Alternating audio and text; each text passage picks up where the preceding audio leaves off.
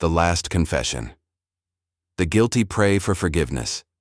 The innocent pray to be believed. The recording began with a voice that should not have existed. My name is Evelyn Cross, investigative journalist, and I thought I had heard every confession, worth printing, but nothing prepared me for the words that crackled through my headphones that night. I killed them, all of them, and no one ever knew. The tape had arrived unmarked in a plain envelope shoved through the door of my flat. No return address, no fingerprints, no explanation. Just a cassette labeled in scrawled handwriting. Play me. I should have taken it straight to the police. But curiosity is a disease I've never cured, and the sound of that voice hooked into me like a barbed wire. Calm, deliberate, male. It carried the weight of years, as if the speaker had carried this burden in silence until the words finally burned through. The tape went on for 7 minutes. 7 minutes of half-finished sentences, whispered names, fragmented stories. The speaker spoke of 4 deaths, each ruled accidental, each forgotten by time. He described their faces, the nights they vanished, and the satisfaction of hiding. In plain sight, one line burned into me more than the rest. They buried the truth, but my sins are still breathing. Find the girl. She knows everything. I replayed that section until the tape hissed into silence. Who was the girl? Who was he? And why me? By dawn, the questions consumed me. I pulled old case files, police reports, anything resembling unsolved. Deaths from the past 30 years. Patterns emerged quickly. A drowning in 1997, a house fire in 2003, a hit and run in 2009, a supposed overdose in 2015. Different victims, different causes, but each one neatly closed, each buried in bureaucratic dust. All 4 names, I realized with a chill, had been whispered on that tape. My editor begged me not to chase ghosts again. I had lost credibility once before for following a cold lead that ended in smoke and rumor. But this wasn't rumor. This was a confession. The first step was the drowning. A boy named Caleb Mercer, 12 years old, found floating near the edge of Brighton Pier. His death ruled an accident despite his family's protests. He was the youngest of the supposed victims, and the one no one remembered anymore. I dug until I found a forgotten witness statement buried in microfilm archives. A girl, 10 years old at the time. She had claimed Caleb was pushed, but her words were dismissed as childhood imagination. Her name was Hannah Vale, the girl from the tape. Her trail was faint, erased almost deliberately. No social media, no employment records, no current address, just a ghost lingering in footnotes. Until I found one glimmer, an article from 3 years ago mentioning a community shelter she had volunteered at, 2 towns over. I drove there the next day. The shelter was a peeling building at the edge of the city, its windows cracked, its sign faded. Inside, the air smelled of dust and boiled coffee. When I asked about Hannah, the woman at the desk stiffened, her eyes narrowing. Haven't seen her in a long time. Best not to ask. Her tone wasn't dismissive. It was afraid. That night, back at my flat, I found another envelope waiting at my door. No sound of footsteps in the hall, no shadow fleeing the stairwell. Just the envelope, patient, deliberate. Inside was a single Polaroid. It showed a woman standing in a dim alley, eyes wide with terror. Scribbled beneath the image were 2 words. Find Hannah. The photo was dated 2 days ago, which meant she was alive. I sat there, staring at the Polaroid, the cassette tape still spinning inside my player, hissing empty static. Whoever the voice belonged to wasn't finished. He was pushing me into his game. My reflection in the window looked like a stranger, hair unkempt, eyes hollowed from sleeplessness. I had spent years chasing stories that led nowhere, but this felt different, tangible, dangerous. At 3:07 a.m., my phone buzzed with a withheld number. I almost didn't answer, but something told me I had no choice. A woman's voice cracked through. Low, trembling. They're watching me. If you keep digging, you'll end up like them. The line cut dead. I dropped the phone, my blood running cold. Because I knew that voice. It was the same as the girl from the Polaroid, Hannah Vale, and she was warning me. Sleep was a luxury I couldn't afford that night. Every creak in my flat, every passing car outside felt like a signal. The Polaroid sat on my desk, Hannah's terrified face frozen in time, watching me with eyes that screamed a warning. The Foy Sus cassette player was still on my table, the tape inside rewound to the beginning. I pressed play again, listening for something I might have missed. His voice, measured, deliberate, echoed through the speakers. I killed them, all of them, and no one ever knew. But this time I caught it. A faint sound beneath the words. Not background hiss, something sharper, a bell. I replayed it 3 times before I placed it. The chime of a train crossing bell. Distinct, which meant the confession hadn't been recorded in some anonymous room. It had been spoken near a railway line. That gave me a location. A sliver of ground to start digging. The next morning I drove to the shelter again. The same receptionist spotted me the moment I stepped in, her eyes darting toward the back door. Like she wanted to bolt. I told you yesterday Hannah isn't here. Then where is she? I pressed. Because I know she's alive, and I know someone wants me to find her. The woman's lips trembled as if she wanted to speak, but couldn't. Finally, she leaned in close, her voice barely audible. She doesn't want to be found. For her safety, and yours, stop. Her words carried the weight of truth, but the journalist in me refused to walk away. That night, I mapped out every rail crossing in the area that had the same bell chime. It narrowed to 6 possible places. One in particular drew my eye, an abandoned freight depot just outside the city, a place where shadows could speak without being overheard. I shouldn't have gone alone, but my instincts overruled reason. The depot loomed like a graveyard, rusted tracks cutting through weeds, warehouses caving in on themselves.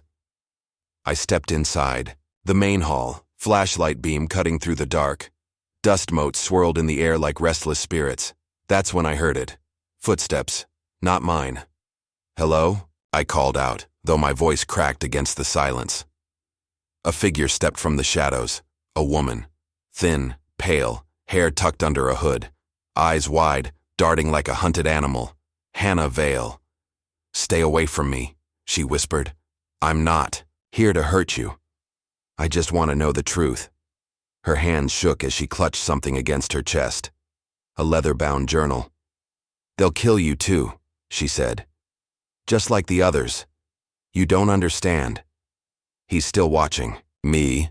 Who? I demanded. The man from the tape? Her silence was the answer.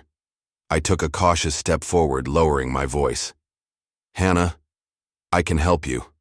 Whatever you know. Whatever you've been carrying. You can't keep running forever. She hesitated, then pressed the journal into my hands with a sudden, desperate force. Everything's in there, she said. But once you read it, you'll never sleep again. Before I could respond, a sharp metallic click echoed across the hall, the sound of a gun being cocked. Hannah's eyes widened in horror. Run! The flashlight slipped from my hand as darkness swallowed us whole, and then the first shot rang out. The gunshot split the air like lightning through a storm. I dropped flat against the cold concrete floor, heart hammering so violently I thought the sound alone would give me away. Hannah bolted, her footsteps a frantic drumbeat vanishing into the darkness. Another shot cracked, closer this time. I scrambled behind a rusted support beam, clutching the journal she had shoved into my hands. My breath came in ragged gasps as the echo of footsteps approached, heavy and deliberate. Whoever they weren't shooting to scare us. They were here to finish something. The beam groaned under the weight of time, dust sifting down onto my hair as I pressed myself tighter against it. In the stillness between steps, I dared a glance. A figure, tall, broad-shouldered, masked, swept the beam of a flashlight across the floor. It caught the edge of my dropped torch, casting a false shadow that saved me by inches. Then, mercifully, a distant train whistle cut through the night. Its iron scream seemed to distract him. He cursed under his breath and turned away, the footsteps retreating. I didn't wait to see if he was gone. I snatched up my flashlight and bolted out of the warehouse, lungs burning as I sprinted for the safety of my car. Hannah was nowhere in sight. Back in the suffocating safety of my flat, I locked every bolt and pulled the curtains tight before I dared open the journal. The leather binding was cracked, its edges singed as if it had once been, burned and then salvaged from fire. Inside, Hannah's handwriting crawled across the pages, hurried, erratic, as though every word had been written with shaking hands. The first entries were simple enough, dated accounts of her time at the shelter, her attempts to start over after, leaving an abusive relationship. But as the pages turned, the tone shifted. Her notes became paranoid, fragmented. He watches me from the street corner. He knows where I go, even when I don't tell anyone. The tape wasn't meant for the police. It was meant for me. The words chilled me. Then, halfway through, a passage leapt out like a knife to the chest.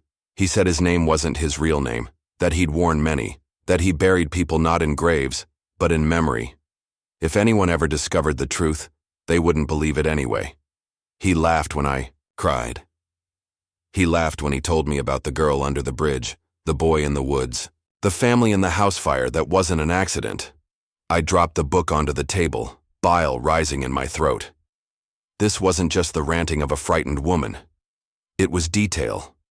Too much detail. Crimes that matched unsolved cases I remembered, reporting on years ago. Ones that had never made sense, never fit a pattern. Until now.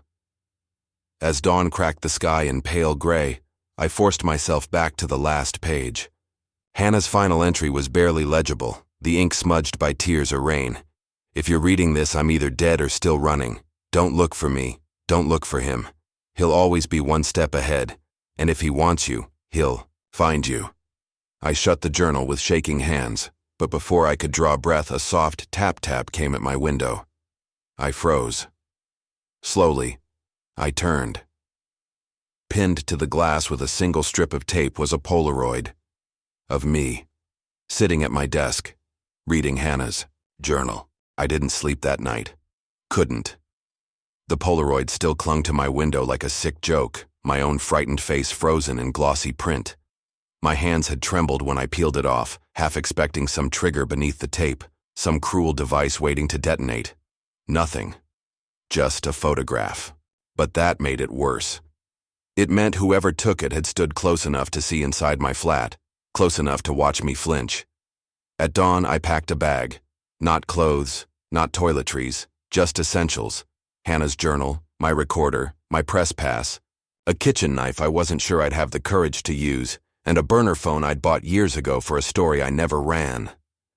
The city was barely stirring as I slipped out, but I could feel him, the hunter, as Hannah called him, a presence more than a person, brushing against the edges of my nerves with every footstep I took. I met Hannah again that afternoon, in the ruins of an old chapel on the outskirts of town. She looked worse than before, skin pale, eyes bloodshot, clothes damp from the drizzle that never seemed to leave London. "You weren't supposed to open it," she rasped the moment I appeared. Her eyes darted around the chapel, scanning the broken windows as if expecting him to materialize through the stained glass. "You handed me the journal yourself." I kept my voice steady, though my fingers ached from gripping the knife inside. My coat pocket. "What's in it, Hannah? Who is he?" Her laughter was hollow. "Not who. What?" She stepped closer, clutching her arms. "He's not like us. He doesn't want money or power. He wants fear. He feeds on it. I tried to run, but he finds me. Every time." I shook my head. "That sounds like paranoia. You've been through trauma." "Do you think I don't know that?" she snapped, then softened instantly, as though afraid she'd made too much noise. "He wears faces, Evelyn. Different names, different voices. The police won't touch him because to them, he doesn't exist. But you..." Her eyes narrowed, studying me with pity. "You've already caught his interest." My stomach dropped. She reached into her coat, fumbling with a folded paper. This is all I have left. The first time I caught him watching me, he left a card under my door. Just a smiley face, no words. But when I looked closer, her fingers trembled as she handed it to me. The card was stiff, off-white, no markings except the childish grin drawn in black ink. But when I tilted it under the gray light, faint ridges appeared. Letters pressed in so shallow I almost missed them. I only smile when you're scared. I shivered. Why me? I whispered. Hannah's voice broke. Because you listened. And he hates that. The sound of shattering glass cut through the chapel. Hannah screamed, ducking as a rock clattered across the floor. My heart seized. Too loud, too sudden. The first bullet followed an instant later, tearing into the wood beside my head. We ran. Through the broken pews, stumbling over rubble, Hannah pulling me by the wrist. Another shot cracked, splinters exploding, where her hand had been a moment earlier. Somehow we burst out into the rain, feet slapping across the mud.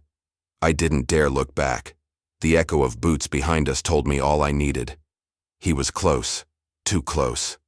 Where do we go? I gasped. Nowhere. He expects. Hannah veered sharply left, dragging me down an alley between skeletal buildings. My lungs burned, my shoes soaked through. Every shadow seemed to shift, every doorway a potential trap. Finally, she yanked me into a boarded-up shopfront and shoved the door closed behind us. We collapsed on the dust-strewn floor, panting like cornered animals. For a long moment, there was only silence. Then the faint scrape of something metallic along the outside wall. Not a knock, not a bullet, a dragging sound. Steel against brick and, then, his voice. Calm, amused. Far too close. Smile for me, Evelyn. The boards rattled. I clutched the journal tight against my chest, the words from its pages screaming in my head. He'll always be one step ahead. And in that moment, I knew. This wasn't Hannah's nightmare anymore. It was mine. The night was unnaturally quiet, the kind of silence that swallows even the sound of your own breath. I stood in the middle of the derelict train yard, the journal clutched in one hand, my torchlight trembling across the steel skeletons of forgotten carriages. He had chosen this place for a reason. Evelyn, his voice called, smooth and mocking, echoing off rusted metal. You've read the words, haven't you? You know now what Hannah could never say aloud. I swallowed hard, the journal slick in my sweating palm. Why me? Why leave me these breadcrumbs? A laugh answered me. Low, sharp, cutting. Because you're a storyteller, and what good is a confession if no one writes it down? My blood turned to ice. From the shadows he stepped forward. The mask was gone. For the first time, I saw his face. Ordinary, disarmingly so. The kind of face you could pass on the street and forget seconds later. That was the terror of him, not the scars of a monster, but the anonymity of a man who could be anyone. He pointed to the journal. Read the last page. I already did. I shot back, my voice shaking. Not that page, he said, taking a slow step closer. The one Hannah never dared to write. It's tucked at the back. Go on. My fingers fumbled through the crackling pages until they brushed something different, a folded sheet hidden in the binding. My chest tightened as I pulled it free. Hannah's writing again, but rushed, frantic, ink bleeding into the paper. Evelyn, if you're reading this, he's already watching you. He told me you would come. He said you'd be the one to finish what I couldn't. I'm sorry. I'm so sorry. My stomach dropped. It wasn't Hannah who had chosen me. It was him. You set me up, I whispered, horror dawning like fire. He grinned, teeth flashing in the dark. Of course, Hannah was a loose end. You, though, you're the perfect vessel. You'll tell the story. You'll make the world remember me, even if they never know my name. The air around us seemed to constrict, the silence pressing in like a noose. My heartbeat thundered in my ears as his footsteps drew nearer. I thought of Hannah's trembling hands, her hollow eyes. I thought of every name etched into those pages, every soul erased by his cruelty. And suddenly, I knew I couldn't let him write the ending. My hand shot into my pocket, gripping the pepper spray I'd carried ever since the warehouse. With a sharp twist, I raised it and fired. He roared, clawing at his eyes, stumbling back, into the shadows. I didn't wait. I bolted, the journal pressed to my chest, every step powered by a single burning truth. I wasn't going to be another name in his ledger. 2 weeks later, the police still claimed there wasn't enough evidence. The journal was inconclusive. Hannah was missing, presumed dead. Officially, nothing had changed, but every night when I locked my doors and pulled the curtains tight, I knew different, because the story wasn't over. On my desk sat a single Polaroid, not the one from before, a new one, taken last night, of me, sleeping. That brings this mystery to its chilling end. If you enjoyed the suspense, make sure to follow and subscribe so you never miss the next twist-filled story.